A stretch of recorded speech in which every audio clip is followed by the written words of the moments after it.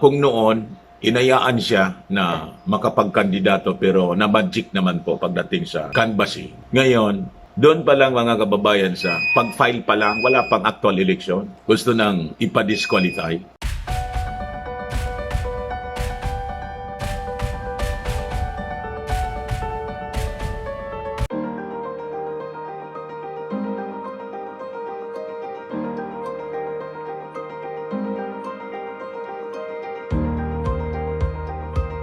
Yung pag-submit ng pag-file ng memorandum ni Attorney Estelito Mendoza, abogado po ni Bongbong Marcos sa disqualification case. So, of course, yung intention is to seek the dismissal ng first certificate of candidacy cancellation case. Then, yung kampo ni Bongbong Marcos, mga kababayan, cited four main arguments po. Una, yung komilikan niya, walang jurisdiction dito. Pangalawa, hindi man na niya nagsinungaling si Bongbong Marcos sa pag-fill up ng kanyang COC. Then, may diferensya niya, pangatlo, yung petition na final ni Atty. Te. And pang-apat na punto, mga kababayan, kailangan na niya irespeto natin yung will ng mga elektorado, ng mga botante. So ito po ang main arguments na isinabmit sa Commission on Election as the COMELEC binigyan ng 5 days yata yon to submit, and this should be resolved before the holiday breaks. So, maganda na dapat ma-fast track na po ito, mapabilis. So, ito po, una, sabi rito, the Honorable Commission has no jurisdiction to rule upon BBM's qualifications. Yun ang punto ni Atty. Mendoza. Then, BBM did not commit any false material representation in his certificate of candidacy under Section 78 in the relation to Section 74 of the Omnibus Election Code.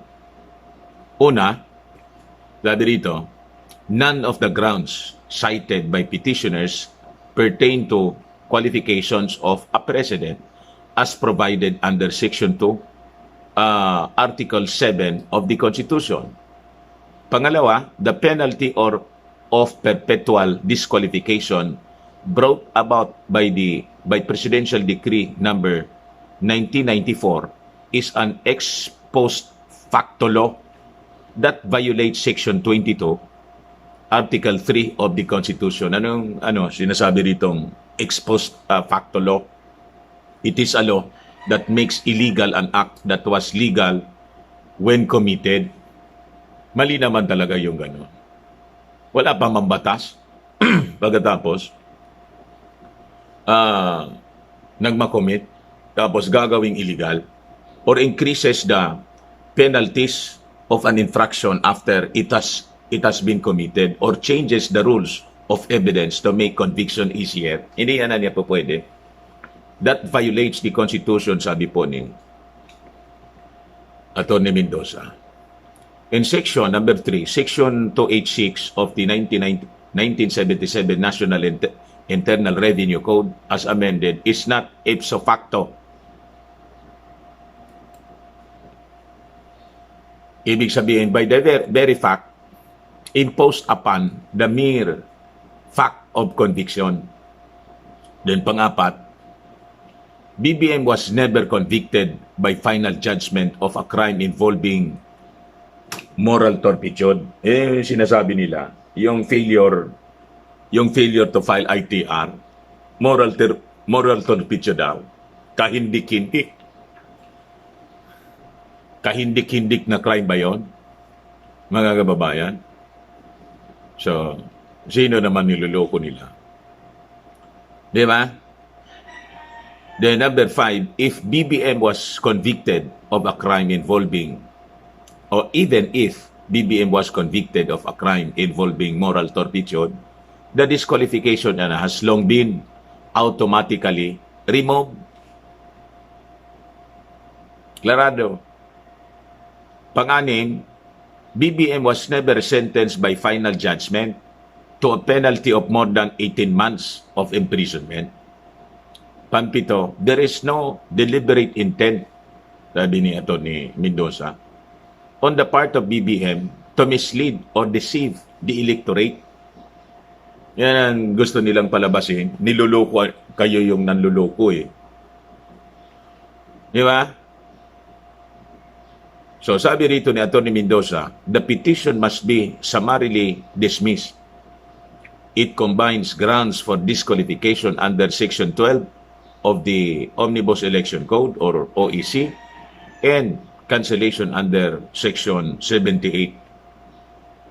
And the cancellation of BBM Certificate of Candidacy for President will effectively deprive the electorate of their choice for the 17th President of the Philippines. You just imagine, na-deprive na nga po mga kababayan yung mga electorate ng dapat sana matikas at maayos na paglilingkod ng isang vice presidente. Alam na ninyo yung nangyari? 2016 election. Pagkatapos ngayon, kung noon, inayaan siya na makapagkandidato pero na-magic naman po pagdating sa canvassing. Ngayon,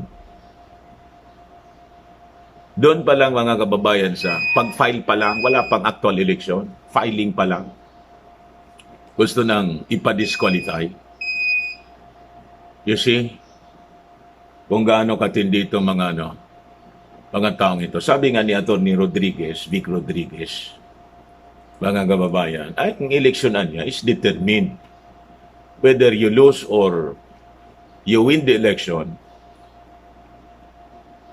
sa botohan, hindi dito pa lang. So, anyway, sabi nga ng mga matitinong abogado na magagaling from here dito sa ating bansa mismo, ay di mga kakampi.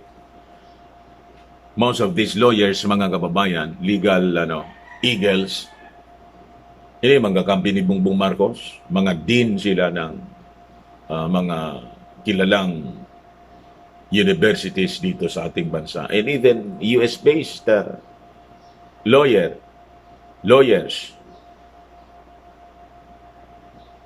Sinabi nila na wala man talaga niya. Pinipirwisyo lang yung kandidatura niya ni Bongbong Marcos. You see? Basura lang niya ito. So we hope that finally ito po, basurang kaso eh. It's a trust case. It is a nuisance. Tulad ng mga kalaban niya, lot nuisance. You see, tingnan ninyo ang ginagawa ng mga kalaban niya ngayon. Pati sa pagtulong po dito sa mga nasalanta ng bagyo. Sablay. Lalo si Lomi po. Sige ang ikot. Wala man dala. Report siya sa. Yung mga kalyado ito lahat ni Lomi, ang main candidate po ng mga pinklawang, mga dilawang, ang talagang kandidato nila po, si Lomi. Yun, ikot-ikot siya.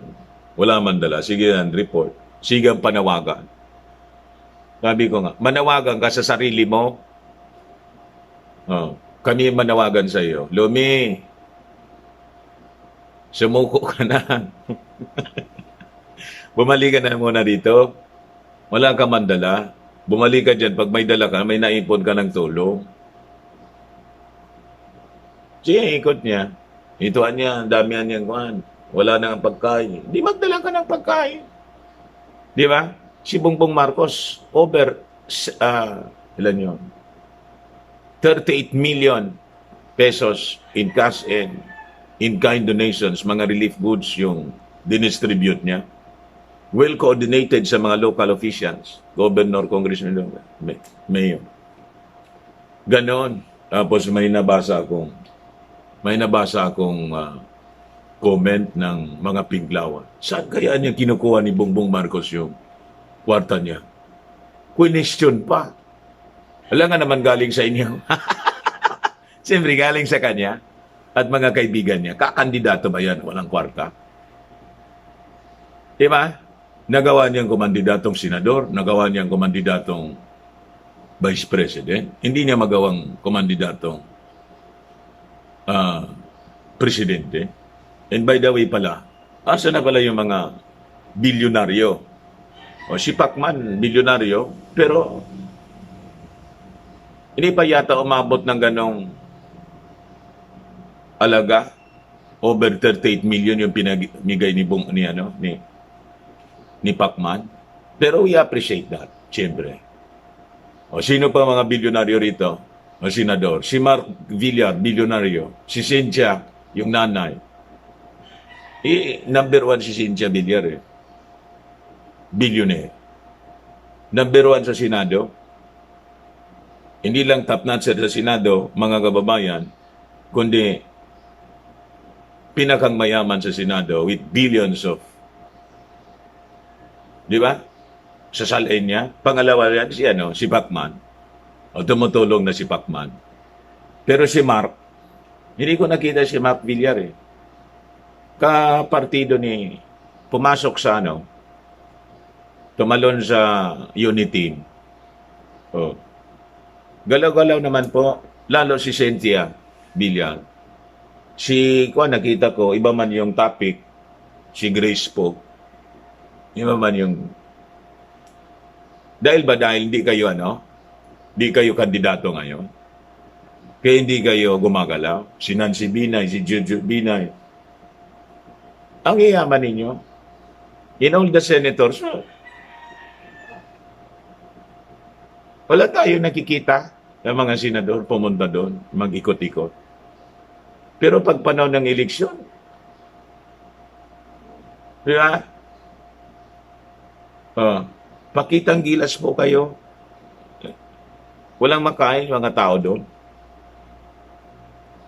Daming pangangailangan.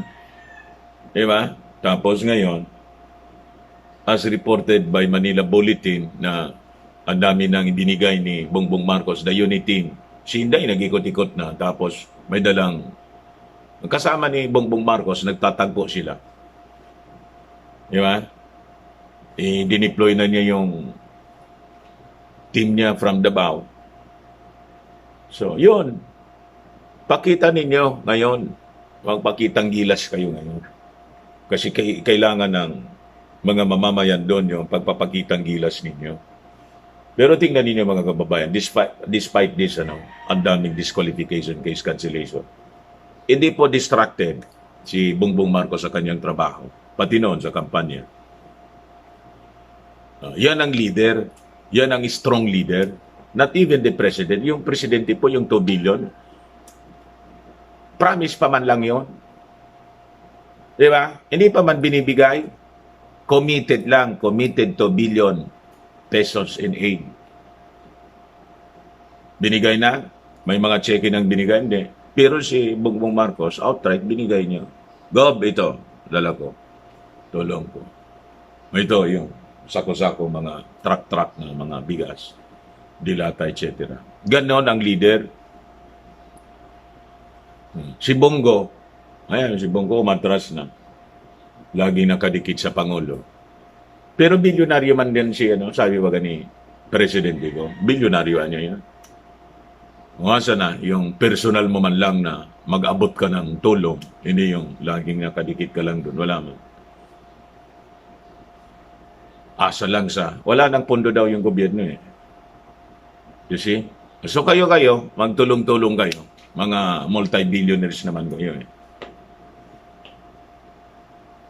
Gaya lang, parang nakamasid lang, lalo yung mga senador, nakamasid lang. Parang walang nakikita. Lumabas sa media. Lalo si Drilon. O si Kiko. Saan ka na? O si Lito Atienza. Sige man ang ganun mo. Saan niya kumukuha ng kwarta?